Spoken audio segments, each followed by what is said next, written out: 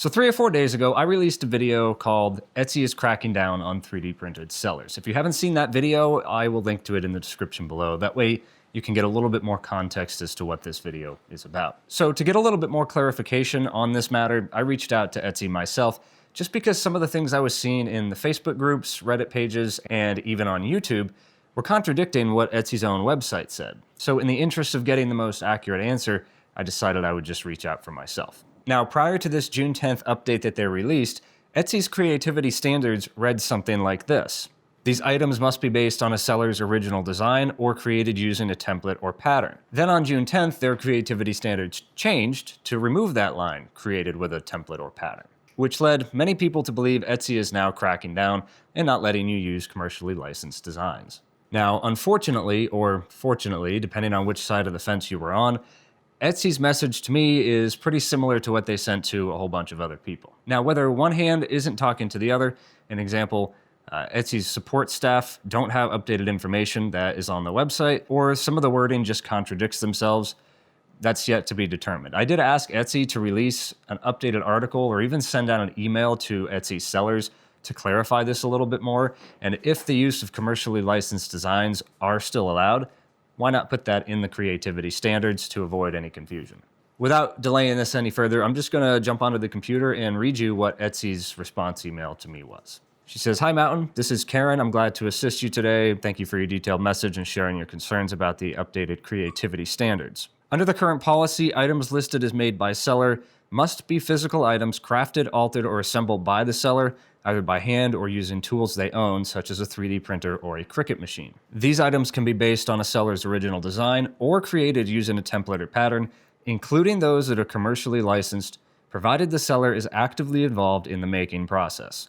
This means that using a licensed or purchased template is permitted as long as you were the one producing the physical item." And then it goes on to read that Etsy's creativity standards have not changed to prohibit the use of licensed or template files for made-by-seller items, but all items must still comply with our policies and be honestly represented in your listings. That said, we appreciate your feedback about clarifying the policy. I'll happy to take notes of this. For more details, you can review the policy here. So let's do that. So Etsy's marketplace, we'll click made by a seller. Oh no, we're not allowed to go there. Well, it's right here. Items that fall under made by seller are physical items that are made by you, the seller. Any items made by you, the seller, must be physically made by hand or produced using computerized tools like a 3D printer, CNC, or Cricut machine. Only include handcrafted items, hand-altered items, hand-assembled items, or items produced using computerized tools, and use your own photographs in your listings. Now, Etsy's creativity standards don't appear to be changed as of the moment of this recording. It still reads, items produced using computerized tools, which are physical items that a seller produced in their shop or home, using computerized tools such as a laser printer, 3D printer, CNC, or Cricut machine. These items must be produced based on a seller's original design and are often personalized or customized to a buyer's specification. So those are the same creativity standards that we saw in the last video that I did. What I would like to see from Etsy, even though the majority of people receiving an email response back from them are getting the same results, emails similar to this, it would go a long way in removing any confusion if Etsy were to release an update to this creativity standards. Because this email states these items can be based on a seller's original design or created using a template or pattern, including those that are commercially licensed, why not leave that in the creativity standards? Now, personally for me, I don't plan on moving forward with any more commercially licensed products on Etsy. And I've actually been moving away from that over the last month or two anyways. When you spend the time to come up with an idea and design your own product, the feeling you get from starting off at a simple sketch in Fusion or